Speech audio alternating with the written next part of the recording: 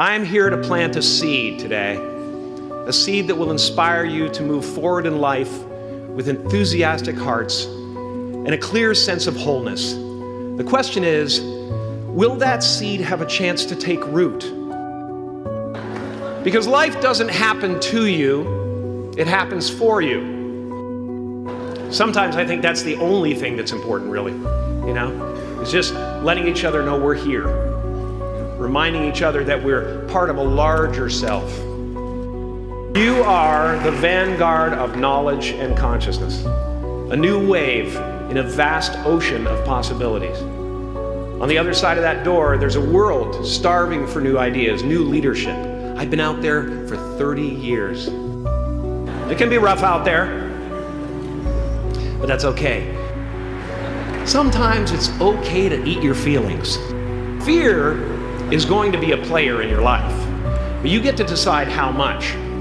You can spend your whole life imagining ghosts, worrying about the pathway to the future, but all there will ever be is what's happening here, and the decisions we make in this moment, which are based in either love or fear. So many of us choose our path out of fear disguised as practicality. What we really want seems impossibly out of reach and ridiculous to expect, so we never dare to ask the universe for it. I'm saying, I'm the proof that you can ask the universe for it. My father could have been a great comedian, but he didn't believe that that was possible for him. And so he made a conservative choice. Instead, he got a safe job as an accountant. And when I was 12 years old, he was let go from that safe job. And our family had to do whatever we could to survive. I learned many great lessons from my father, not the least of which was that you can fail at what you don't want. So you might as well take a chance on doing what you love. It's not the only thing he taught me, though. I watched the effect of my father's love and humor and how it altered the world around me. And I thought, that's something to do. That's something worth my time. When I was about 28, after a decade as a professional comedian, I realized one night in LA that the purpose of my life had always been to free people from concern, just like my dad. How will you serve the world? What do they need that your talent can provide? That's all you have to figure out. As someone who's done what you're about to go and do, I can tell you from experience, the effect you have on others is the most valuable currency there is. Everything you gain in life will rot and fall apart, and all that will be left of you is what was in your heart. The only one I hadn't freed was myself, and that's when my search for identity deepened. I wondered who I'd be without my fame. But you guys are so ahead of the game. You already know who you are. And that peace that we're after lies somewhere beyond personality, beyond the perception of others, beyond invention and disguise, even beyond effort itself. You can join the game, fight the wars, play with form all you want, but to find real peace, you have to let the armor go. Your need for acceptance can make you invisible in this world. Don't let anything stand in the way of the light that shines through this form. Risk being seen in all of your glory.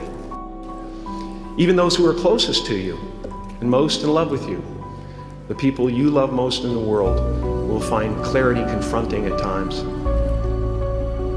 I've often said that I wished people could realize all their dreams in wealth and fame, and so that they could see that it's not where you're going to find your sense of completion. Like many of you, I was concerned about going out into the world and doing something bigger than myself, until someone smarter than myself made me realize that there is nothing bigger than myself.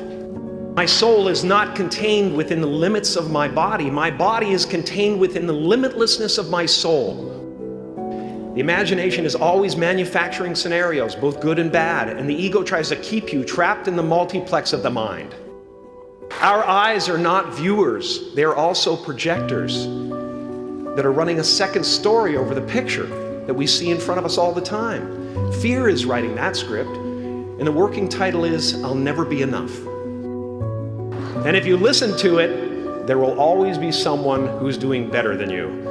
No matter what you gain, ego will not let you rest. It will tell you that you cannot stop until you've left an indelible mark on the earth, until you've achieved immortality.